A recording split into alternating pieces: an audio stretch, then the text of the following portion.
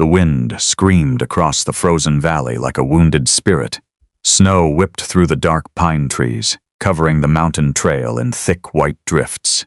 No man in his right mind would travel through the northern frontier during a storm like this, but Colt Mercer was no ordinary man. The cowboy leaned heavily over his exhausted horse, his coat stiff with ice, blood frozen along his shoulder. Every breath burned his lungs like fire. He could barely see the trail ahead. 3 days since the ambush, 3 days since the men he once trusted left him to die. His horse stumbled again. "Easy, boy," Colt whispered weakly, but the animal's legs finally gave out. The horse collapsed into the snow with a painful cry. Colt hit the ground hard. For a long moment he couldn't move. Snowflakes landed across his face as the storm swallowed the world around him. This is how it ends, he thought, a dying cowboy alone in the wilderness. No family, no home, no one waiting for him. He dragged himself toward the horse, gently touching its neck. The animal's breathing slowed. "I'm sorry." The horse went still. Colt closed his eyes. The cold was winning now. His fingers were numb, his vision blurred. And somewhere in the distance, he heard footsteps. Crunch, crunch. At first, he thought he was dreaming. Then a shadow appeared through the storm, a woman wrapped in heavy furs, dark braided hair covered in snow, sharp eyes watching him carefully. Apache. Colt tried reaching for the revolver at his hip, but his hand barely moved. The woman stared at him silently. Most settlers feared Apache warriors.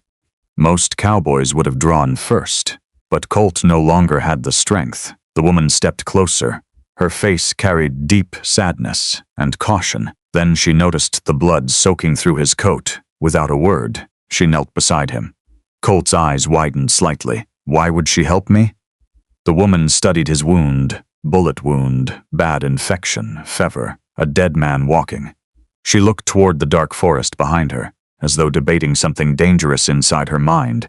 Then finally she spoke softly. "If you stay here, you die." Her English was broken, but clear enough. Colt forced out a weak laugh. Feels like that was already decided. The woman ignored the joke. She pulled a small bone knife from her belt and cut strips from a fur blanket. Then she wrapped his shoulder tightly. Colt groaned in pain. "You got a name?" he asked. The woman hesitated. "Aiyana." Colt nodded slowly. "Colt." Aiyana looked at him carefully, then she stood. "You walk? Not far." She sighed quietly, then surprised him again. She crouched beside him. "Get up." Colt stared at her. "You serious?" Aiyana gave him a cold look. "You want freeze here, fair point." Using the last of his strength, Colt pulled himself onto his feet. Every step felt like knives stabbing through his body. Aiyana supported part of his weight as they disappeared into the storm deep in the mountains, far from any town, far from anyone who could find them. Neither of them knew yet that this meeting would change both their lives forever. Hours later, they reached a hidden cabin tucked between towering pines. Smoke rose faintly from a stone chimney. Colt frowned weakly. "You live out here alone?" Aiyana paused at the door. "For now."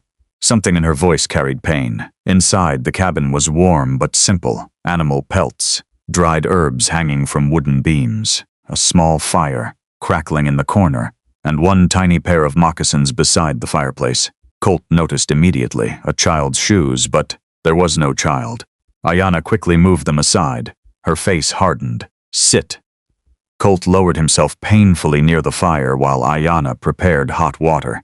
His fever worsened quickly. Sweat rolled down his face despite the cold. The wound smelled infected. Aiyana returned with herbs and clean cloth. "This hurt," she warned. "Everything already hurts." She pressed the steaming cloth against the wound. Colt nearly blacked out. "Damn!" Aiyana held him steady, bullet poison spreading. "You a doctor now?" "No," she replied quietly. "I lose enough people to learn." That answer silenced him. Carefully, she cleaned the wound while the storm roared outside. For a long time, neither spoke. Then Colt noticed something carved into the wooden wall above the fireplace. A small symbol, 3 handprints. One large, one smaller, one tiny. A family mark. But only Aiyana lived here now. "What happened?" Colt asked softly. Aiyana froze. The room became painfully quiet.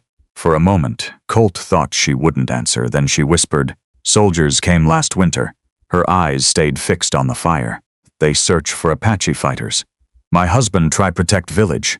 She swallowed hard. "They shoot him." Colt's chest tightened. "And your child?" Aiyana looked toward the tiny moccasins. Snow battered the cabin windows. "She got sick after we ran into mountains." Her voice cracked for the first time. "I could not save her." Colt looked away slowly. He had seen death his entire life. Gunfights, hangings, war. But grief like this, it never got easier. Aiyana finished wrapping his shoulder. "You sleep now." Colt leaned back against the wall, but sleep didn't come easily, because something felt wrong, very wrong. Outside, somewhere beyond the storm, he thought he heard horses. The next morning, Colt woke suddenly. Voices, men's voices. Outside the cabin, Aiyana was already standing near the window, rifle in hand. Her face had gone pale. "How many?" Colt whispered. "4." Colt slowly reached for his revolver. Still weak, only 3 bullets left. Aiyana looked at him sharply. "You know them?" Colt's jaw tightened. Yes, the men outside weren't strangers. They were bounty hunters, led by Wade Grayson, the same man who betrayed Colt 3 nights earlier. The cabin door shook violently. "Open up!" a voice shouted. Aiyana looked toward the back window. There's another way out. But Colt didn't move because he knew something terrible. Wade Grayson never left witnesses alive. If they fled, the hunters would burn the cabin and track them through the mountains. Aiyana studied Colt carefully. "You bring this danger here." Colt lowered his eyes. "Yeah." For a moment, anger flashed across her face, not fear, anger. She had already lost everything once. Now violence had followed her home again, another slam against the door. "Colt, we know you're in there." Colt forced himself to stand despite the pain. "I'll go out alone." Aiyana grabbed his arm. "They kill you." "Probably." "Then why?" Colt looked at her. "Because you already lost enough." Their eyes locked silently, then, boom, the cabin door exploded inward. Cold wind rushed inside. 4 armed men stormed through the entrance. Wade Grayson smirked beneath his snow-covered hat. "Well, I'll be damned." His eyes shifted toward Aiyana. "And who's this?" Colt stepped forward immediately. "She ain't part of this." Wade laughed. "Looks like you found yourself company before dying." The other men chuckled cruelly. Aiyana raised her rifle slowly. Every hunter immediately aimed at her. Tension filled the room. One wrong move, and blood would cover the floor. Wade looked around the cabin carelessly. Then his eyes landed on the tiny moccasins beside the fire. Something about his expression changed. Not guilt, recognition. Aiyana noticed too. Her grip tightened. "You," she whispered. Wade looked back at her, then slowly smiled. "Well now." Aiyana's breathing became shaky. Colt frowned. "What is it?" Her voice trembled with rage. "He was there." Silence. "The soldiers who attacked our village," she whispered. "He rode with them." Colt's stomach dropped. Wade's smile faded slightly. "That was a long time ago." Aiyana's eyes filled with tears. "You killed my husband?" One of the hunters muttered nervously. "Wade." But Wade stepped forward coldly. "Your husband pulled a gun first." Aiyana screamed and fired. Boom. The bullet ripped through Wade's shoulder. Chaos exploded instantly. Gunfire blasted through the cabin. Wood splintered everywhere. Colt grabbed his revolver and fired twice. One hunter crashed backward into the wall. Another fell near the doorway. Aiyana ducked behind the table as bullets tore through the cabin. Wade roared in pain and fired wildly. Colt's fever weakened him badly. His vision blurred again. Another hunter charged toward Aiyana with a knife. Before Colt could react, Aiyana pulled the bone knife from her belt and drove it into the attacker's arm. The man screamed. She slammed the rifle stock into his face, crack. He collapsed instantly.